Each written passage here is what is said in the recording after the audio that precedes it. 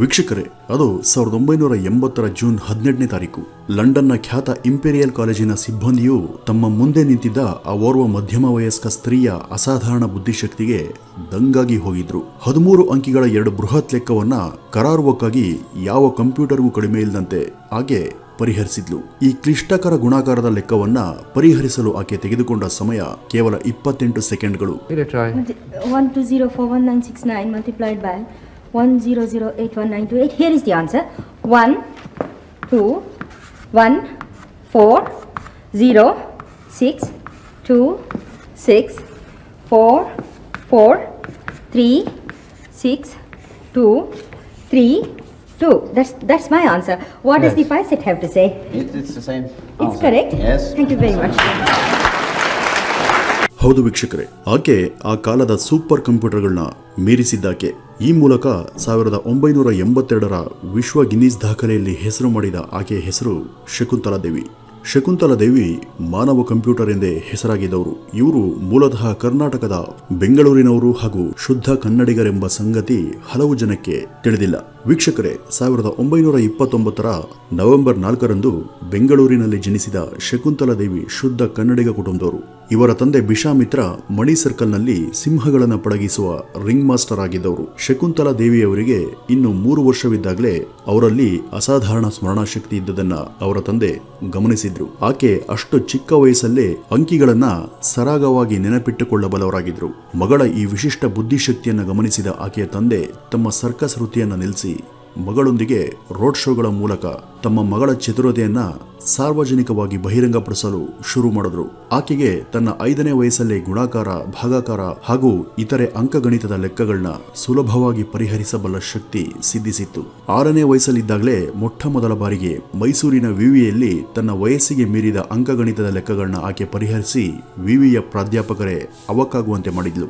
ಆಕೆ ಹೆಚ್ಚಿಗೆಯನ್ನು ಓದೋರಲ್ಲ, ಆದ್ರೂ ಆಕೆಯ ಮಿದುಳು ಅತ್ಯಂತ ಕ್ಲಿಷ್ಟಕರವಾದ ಅಂಕಗಣಿತದ ಲೆಕ್ಕಗಳನ್ನ ಬಹುಬೇಗನೆ ಲೆಕ್ಕ ಹಾಕಬಲ್ಲಷ್ಟು ಚುರುಕಾಗಿತ್ತು. 1944ರ ಹೊತ್ತಿಗೆ ಶಕುಂತಲಾ ದೇವಿ ತನ್ನ ತಂದೆಯ ಜೊತೆ ಲಂಡನ್ಗೆ ಬಂದರು. 1950ರವರೆಗೆ ಯುರೋಪಿನ ಹಲವು ರಾಷ್ಟ್ರಗಳನ್ನು ಸುತ್ತಿ ತಮ್ಮ ಈ ವಿಶೇಷ ಗಣಿತ ಕಲೆಯನ್ನ ಹಲವು ಪ್ರಾಜ್ಞರ ಹಾಗೂ ವಿದ್ಯಾಸಂಸ್ಥೆಗಳ ಮುಂದೆ ಪ್ರದರ್ಶನ ಮಾಡ್ತಾ ಹೋದ್ರು. 1954ರಲ್ಲೇ ಅಂತಾರಾಷ್ಟ್ರೀಯ ನ್ಯೂಸ್ ಏಜೆನ್ಸಿಯಾದ BBC ಈಕೆಯನ್ನ ಸಂದರ್ಶನ ಮಾಡಿ ಈಕೆಗಿದ್ದ ಕಲೆಯನ್ನ ಸನ್ಮಾನಿಸಿ ಮೊಟ್ಟ ಮೊದಲ ಸಲ ಈಕೆಯನ್ನ ಮಾನವ ಕಂಪ್ಯೂಟರ್ ಹಾಗೂ ಮೈಂಡ್ ಕ್ಯಾಲ್ಕುಲೇಟರ್ ಎಂದು ಕರೆಯಿತು.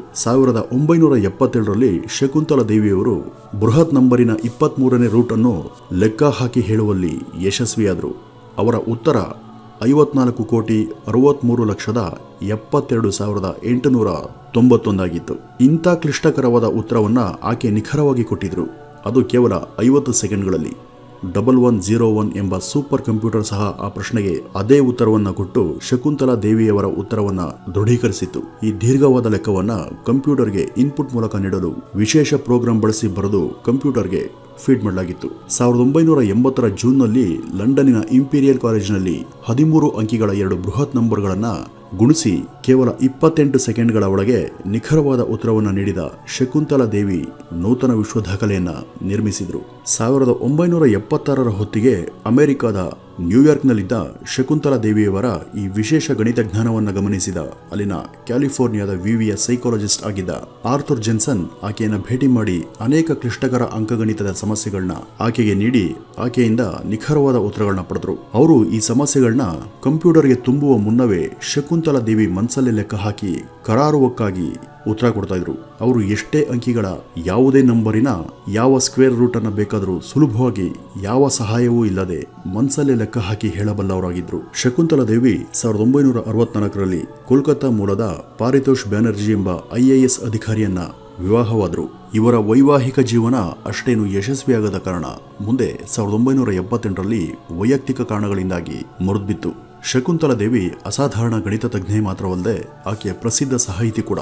1977ರಲ್ಲಿ ಅವರು ಬರೆದ ದಿ ವರ್ಲ್ಡ್ ಆಫ್ ಹೋಮೋಸೆಕ್ಷುವಲ್ ಎಂಬ ಭಾರತದ ಮೊಟ್ಟ ಮೊದಲ ಸಲ್ಲಿಂಗಿಗಳ ಕುರಿತಾದ ಪುಸ್ತಕವು ಸಾಹಿತ್ಯ ವಲಯದಲ್ಲಿ ಬಹಳವೇ ಸುದ್ದಿಯಾಯಿತಲ್ಲದೆ ಇದು ಅನೇಕ ಟೀಕೆಗಳಿಗೆ ಒಳಗಾಯಿತು. ಈ ಕೃತಿಯಲ್ಲಿ ಲೇಖಕಿಯಾದ ಶಕುಂತಲಾ ದೇವಿಯವರು ಸಲ್ಲಿಂಗಕಾಮ ಹಾಗೂ ಸಲ್ಲಿಂಗಿಗಳ ಬಗ್ಗೆ ಕಾಳಜಿ ತೋರಿ ಅವರ ಮನೋಧರ್ಮದ ಬಗ್ಗೆ ವಿಶ್ಲೇಷಿಸಿ ಬರೆದು ಅವರಿಗೆ ಸೂಕ್ತ ಸಾಮಾಜಿಕ ಮನ್ನಣೆ ಸಿಗಬೇಕು ಅಂತ ತಮ್ಮ ಕೃತಿಯ ಮೂಲಕ ಚರ್ಚೆ ಮಾಡಿದರು. ಫಾರ್ ರೈಟ್ ವಾನ್ಲಿ ಎಂಬ ಡಾಕ್ಯುಮೆಂಟರಿಗೆ ಆಕೆ ಕೊಟ್ಟ ಸಂದರ್ಶನವೊಂದರಲ್ಲಿ ತಾನು ವಿವಾಹವಾಗಿದ್ದು ಸಹ ಓರ್ವ ಸಲ್ಲಿಂಗಿಯನ್ನೇ, ಅವರ ಬಗ್ಗೆ ಸಹಜ ಕಾಳಜಿ ಹೊಂದಿದ್ದೇನೆ. ಭಾರತದಲ್ಲಿ ಸಲ್ಲಿಂಗಿಗಳ ಬಗ್ಗೆ ಸಂಕುಚಿತ ಭಾವನೆ ಇದೆ. ಇದು ದೂರಾಗಿ ಅವರನ್ನು ಸಹ ಎಲ್ಲರಂತೆ ಕಾಣುವ ಸ್ಥಿತಿ ನಿರ್ಮಾಣವಾಗಬೇಕು. ನನ್ನ ವೈಯಕ್ತಿಕ ಸಂಸಾರ ಬದುಕೆ ಈ ಕೃತಿಯನ್ನು ಬರೆಯಲು ಸ್ಫೂರ್ತಿ ಅಂತ ಹೇಳಿದರು. ಸಲ್ಲಿಂಗಿಗಳ ಬಗ್ಗೆ ಭಾರತದಲ್ಲಿ ಪ್ರಕಟವಾದ ಮೊಟ್ಟ ಮೊದಲ ಕೃತಿ ಎಂದು ಇವರ ಕೃತಿ ಹೆಗ್ಗಳಿಕೆಯನ್ನು ಪಡೆಯುತ್ತಲ್ಲದೆ ಕಾಲೇಜುಗಳ ಅಕಾಡೆಮಿಗಳಲ್ಲಿ ಸಹ ಒಂದು ಪ್ರಮುಖ ಅಧ್ಯಯನಕ ಗ್ರಂಥವಾಗಿ ಅದು ಆಯ್ಕೆಯಾಯಿತು. ಇದಲ್ಲದೆ ಅಂಕಗಣಿತದ ಅನೇಕ ಸರಳ ಸೂತ್ರ ಹಾಗೂ ಲೆಕ್ಕಗಳ ಬಗ್ಗೆ, ನಂಬರ್ಗಳ ಮ್ಯಾಜಿಕ್ ಬಗ್ಗೆ ಶಕುಂತಲಾ ದೇವಿ ಅನೇಕಾರು ಕಿರು ಹೊತ್ತಿಗೆಗಳನ್ನು ರಚಿಸಿದ್ದಾರೆ. ಸಂಖ್ಯಾಶಾಸ್ತ್ರ ಹಾಗೂ ಜ್ಯೋತಿಷ್ಯದ ಬಗ್ಗೆಯೂ ಸಹ ಅವರು ಪುಸ್ತಕಗಳನ್ನ ಬರೆದಿದ್ದಾರೆ.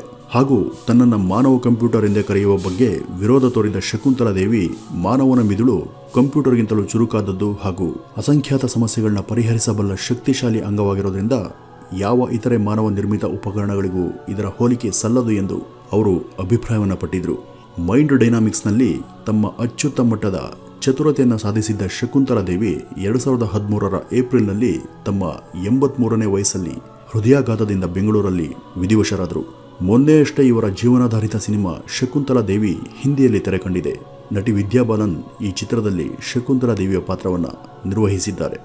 ಇದಿಷ್ಟು ಶಕುಂತಲಾ ದೇವಿ ಬಗ್ಗೆ ಒಂದಷ್ಟು ಮಾಹಿತಿಗಳು. ನಮಸ್ಕಾರ.